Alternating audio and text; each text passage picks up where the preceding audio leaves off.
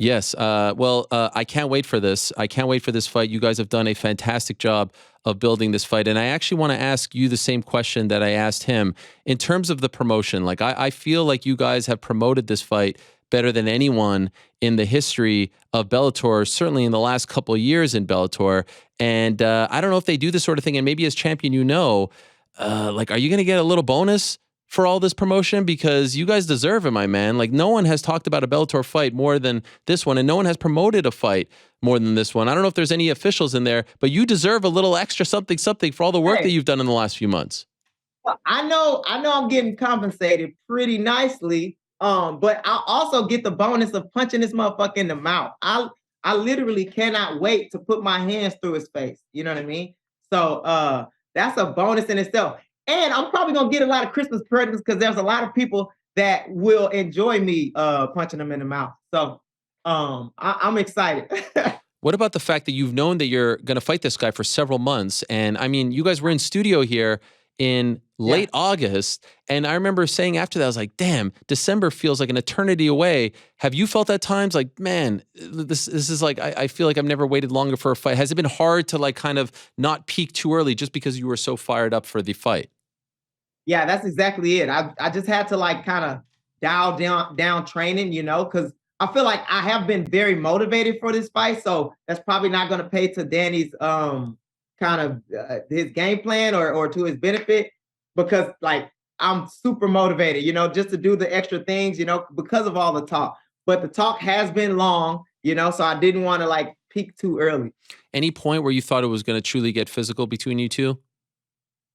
On your show, it was a couple times actually. On your show, we at an elevator one time. What happened at the elevator? Every time you say what? What happened at the elevator? So I think the next morning, we were like waiting for another radio interview, and he was like standing there, and we was jawing back and forth. I said something about him being lanky or tall or something, and he was like, "I'm small," and I'm like, "You ain't that tall," or whatever. And then I like walked up on him or whatever, and then he had his coffee in his hand, and I pushed him. After he said something. And then when was another time? Did the coffee spill on him? Did it? Yeah, it did. Oh my dear God. Oh my gosh. About that. Yeah.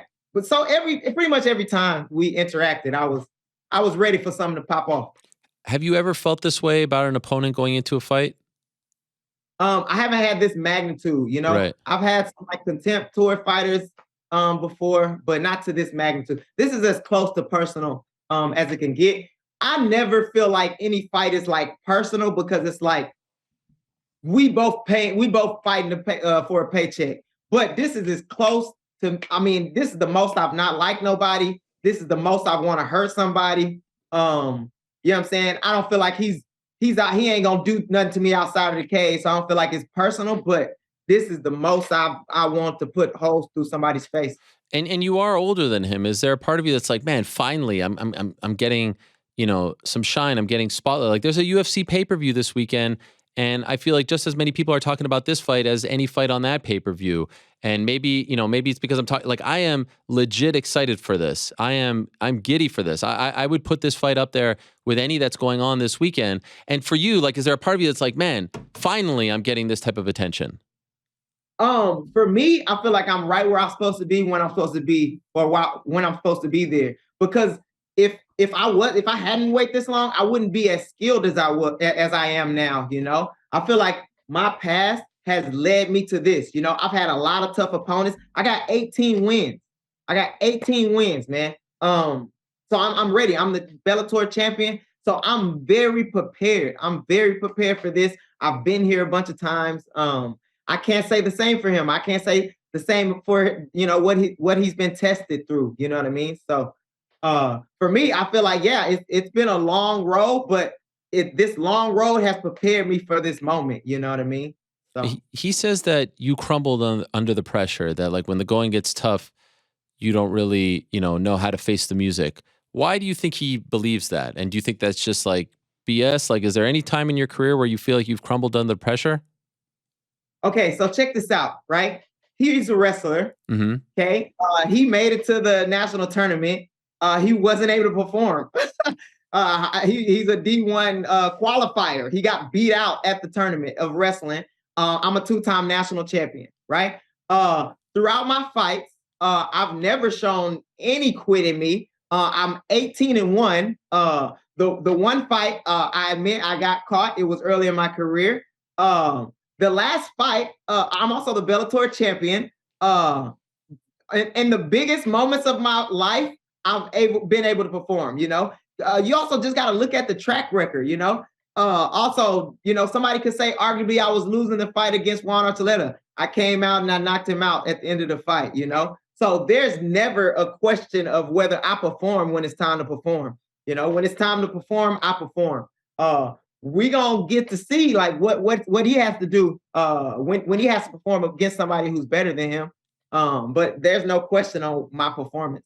And considering the people that you have fought in the past, like would you say he's your toughest matchup, or do you feel like even in this tournament you have fought tougher guys than him? Oh, he might be among the top 5 worst opponents that I faced.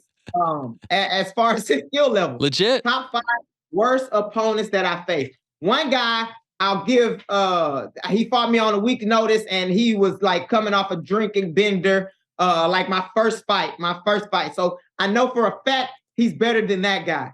But top 5 worst opponents. Really? And so just because.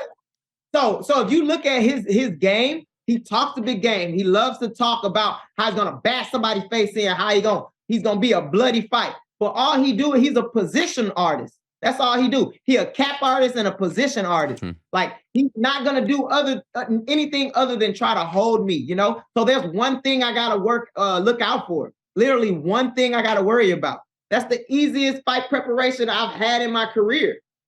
Is there any part of you that worries with all the attention, all the spotlight, all the hype, hoopla, all that because of that, because you believe he's a position artist and he just cares about the rest, that the fight could be a stinker and it won't live up to all the hype?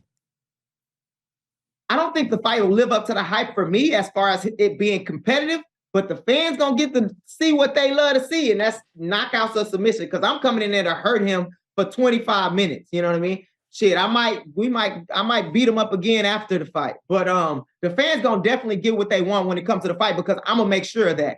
He ain't gonna make sure of that because he don't have exciting fights. But I know how to make exciting, or I know how to make fights exciting, and I know how to fight. So there's nothing he can do about being in a position where he's gonna have to take a lot of damage and people gonna be oohing and eyeing and blood gonna be splattering everywhere. There's nothing he can do to stop that. Any worry on your end about fighting too emotionally? Sometimes when you hate a guy, when it's somewhat personal, you fight emotionally and you stray from the game plan. Any worry about that? Have you guys talked about that? About not fight? You see him in the cage, he's going to flick you off. He's probably going to talk to you, right? How do you not fight emotionally?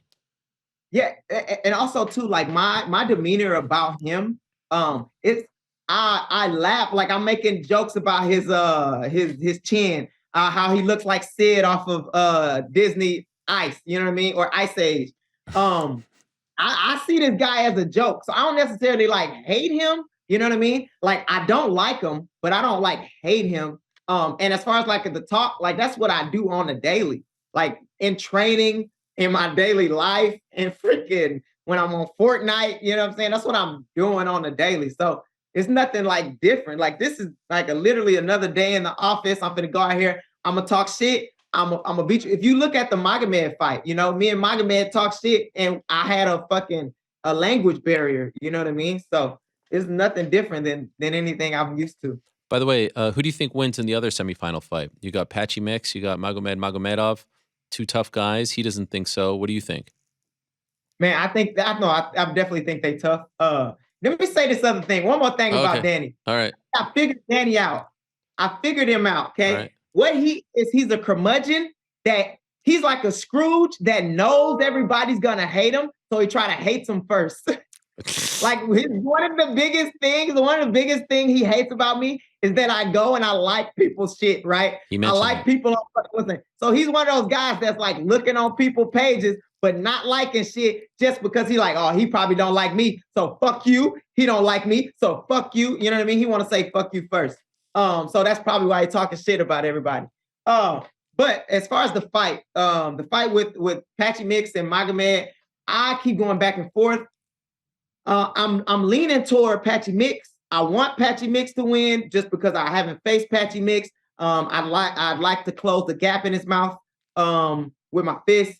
But other than that, I feel like Magomed has a bigger skill set. You know what I mean? And I think that's a tough fight. But I'm kind of leaning Patchy Mix. I think it's a great fight. I think it could go either way, but I'm leaning Patchy Mix. By the way, I don't know if this is asking for too much, and you might say that I'm crazy, but they got this big CBS show on February 4th. Yeah. Hey, listen, I can fight February 4th. Because this ain't gonna do nothing but hug my leg. So I'll be ready to fight February 4th. I know that for a fact. I'm gonna come out here unscathed. He gonna, I'm saying, I'm gonna have a couple cuddle bruises. I'll have a couple cuddle bruises on my legs, but other than that, I'll be fine to fight. Well, you took the idea out of my mouth. I feel like the two fights on the card. There's 3 fights on the CBS card, I'm told, and you've got the legend Fyodor, you've got Ryan Bader. All right, fine. Then you've got a homegrown guy, Vadim Nemkov, who can't really sell the fight, unfortunately, because he didn't speak English, going up against Yoel Romero, who's doing great, but a little bit up there. I would strongly advise Bellator, for whatever it's worth, if you are healthy and you win, of course, and yeah, I know you don't want to hear this, but even if Danny wins, and then if Patchy and Magomed winner is okay, you got to be that third fight on CBS on February 4th. And you're saying that's not too quick of a turnaround, right? That's a big platform. We need some fresh blood in there. I would love that opportunity. I would love that opportunity. Okay, good. By the way, what do you think of his shirt? Did you see his shirt that he was rocking? I seen his shirt. I thought that was creative. Okay. I thought it was a creative shirt, to commemorate, when he got the opportunity to fight me. You know what I mean? I think that was a good moment for him. He says. Also, I would like to say, as far as like the trash talk, I feel like I won. Okay. Technically, I won because what happened was I think he mentioned it. He forfeited the opportunity to come on a show or a couple different opportunities to like see me face to face. But I take that as a loss. Like, you got tired. You couldn't take the heat no more. Wow. You couldn't take me talking to you no more. So you already lost the first fight. Let's see if you win another fight with the weigh-in. And then we got this fight on Saturday or this Friday that I know you're going to lose. You know what I mean? So you were down to do those appearances, and you're saying that... I was down. I'm always down. That's the thing. I'm doing this shit every day, bro. I'm talking shit. Yes, I know. Day long. Like, I can do this shit all day. And when I'm you... out there with Thug Jitsu, and we can do this shit all day long. And when you heard about this, you took this as sort of like a moral victory. Like, he didn't show up. Yeah, he didn't show up. He a forfeit. If you were a wrestling match, we had a wrestling match. Yeah. You didn't show up to the match. You forfeit, bro. It's a forfeit. You think you're in his head, under his skin? Oh, I know I'm in his head. Okay, so I'm gonna let y'all know something. Let the crowd know something. There was this one interview, and I just completely made up, right? I was like, hey, I'm wrestling with somebody who he's been wrestling with for years, and I just totally made this shit up, bro. I said, yeah, I'm wrestling with somebody he's been wrestling with. And it got back to somebody that they're doing like work with that like, why are you telling information, or who is telling information? Pretty much trying to, so somebody from their team was trying to figure out who the fuck I was training with, what the fuck I was doing. You know what I mean? So I'm definitely in their head. I know that for. He says 4th round finish. What do you predict? Oh no, it's gonna finish way earlier than that. This is what I think. I think once he realizes that I'm the better grappler and he ain't got no options when it comes to the grappling, and then we're forced to fight on our feet, or he's forced to be in positions he's not comfortable being, it's gonna get old fast. We're gonna definitely test his heart. I don't think it's there. And so I think it's gonna finish like 2nd or 3rd. Wow. Well, I can't wait, man. Again, you guys, are there any Bellator officials in that room right now? Is there anyone? Yeah, we got Mike Fitch in here. We got Eve Edwards in here. Oh, Eve Edwards? Yeah, Eve Edwards. Yeah, he no Bellator official. He's a freaking legend. There he is. What's up, Eve? Mr. Thug Jitsu himself. You're the man. Yeah, always. This man right here. He's always like this. Always like this. Always talking shit. And Danny Sabatello is going to get it. I love it. Go. I love it. I love it. Great to see you, Eve, an absolute legend, an OG of the game.